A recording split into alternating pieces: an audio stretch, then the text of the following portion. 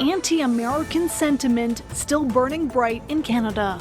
It's disappointing how we feel we've been treated. People now fuming over the U.S. ambassador's comments that he's disappointed with Canadians. I'm disappointed that I came to Canada, a Canada that it is very, very difficult to find Canadians who are passionate about the American-Canadian relationship. Elbows up, me too. It was an anti-American campaign. That has continued. That's disappointing. Pete Hoekstra went on to say the two countries are not in a trade war, rather a dispute. He says if the U.S. was really at war with Canada, the country would know it. Canada is the country that has pulled the rug out from USMCA. The moment came not with a handshake or a press release, but with a blunt declaration. The U.S. ambassador stood at the podium, paused for effect, and delivered the verdict. No deal. No more talks. No more back and forth. Just like that, months of speculation and political spin collapsed into a single, unmistakable message. Washington had walked away. For Ottawa, the shock was real, even if the writing had been on the wall.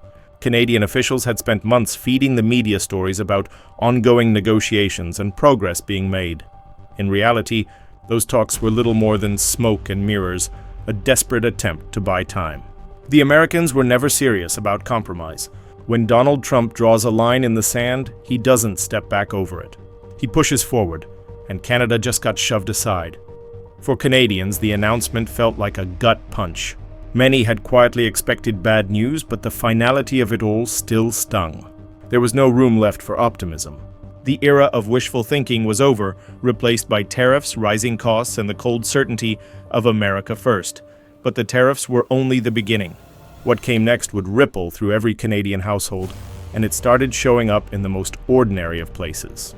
The ink was barely dry on the ambassador's words before Canadians started feeling the hit where it hurts most: their wallets.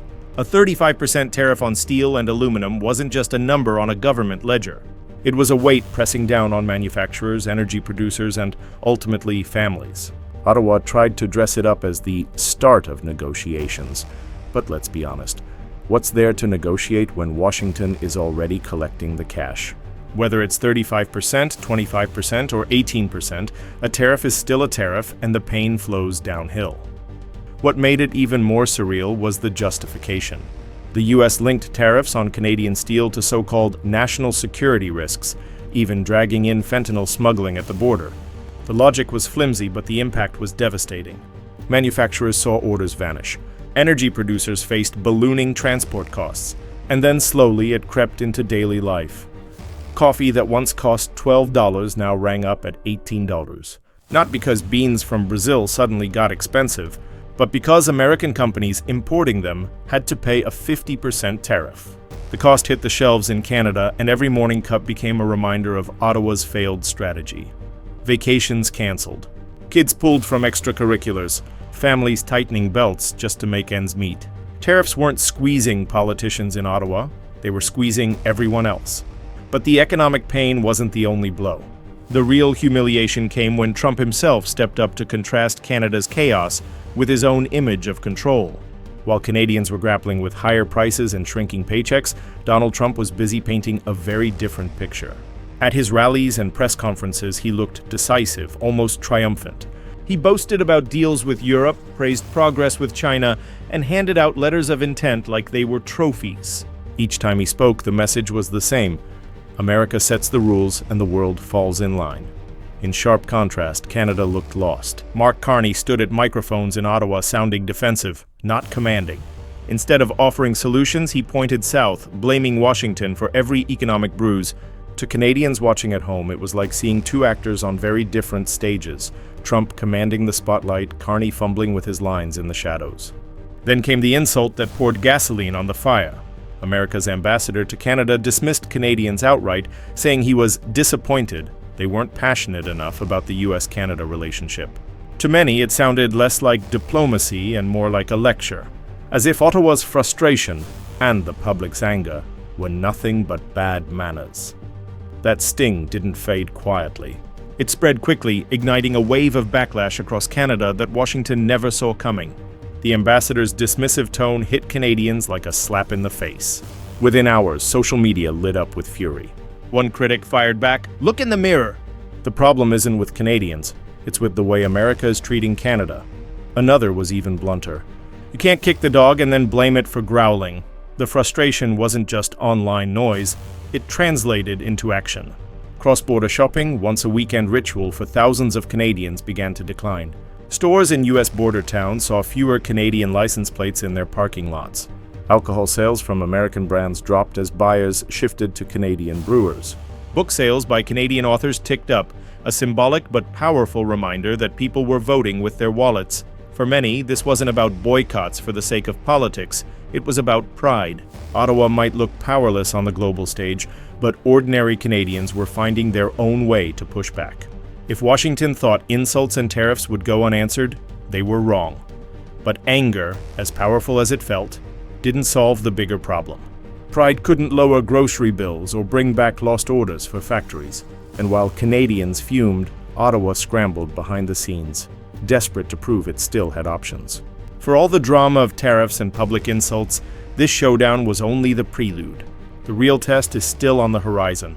The renegotiation of the USMCA next year, that's the moment when the stakes jump from painful to existential.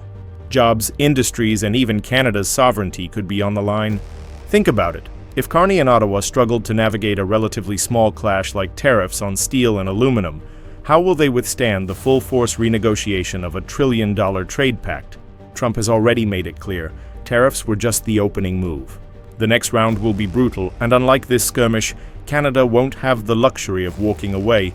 Investors know it. Industries know it. Ordinary families know it. Everyone is bracing for a fight that Canada looks ill-prepared to win. Diversification efforts in Europe and Asia may grab headlines, but the reality is unavoidable. The US is still Canada's biggest trading partner, and Washington holds the cards. Trump commands the stage with hard lines and firm deals. Carney stumbles with excuses and spin. And if that dynamic doesn't change soon, the renegotiation could break more than just Canada's economy. It could shatter its credibility. This moment isn't just about tariffs or trade disputes. It's about credibility. It's about strength. And right now, the contrast couldn't be sharper. Trump commands the stage, setting rules that stick whether people like them or not. Carney, on the other hand, is left spinning excuses, stumbling through damage control while Canadians foot the bill. Canada is standing at a crossroads. One path means adapting fast, building real independence, and finally preparing for a future where the US isn't the only game in town. The other path? Sliding deeper into crisis with every decision dictated by Washington's mood swings. The choice is urgent, and the time is almost gone. For ordinary Canadians, this is more than politics. It's the price of groceries. It's the family vacation that never happens. It's jobs disappearing from factories and offices. The stakes are personal, so what do you think? Can Canada truly stand on its own without leaning on the US? Or is the gap between the two destined to grow wider? Let me know your thoughts in the comments below. And don't forget to like, subscribe, and share this video to keep this conversation alive.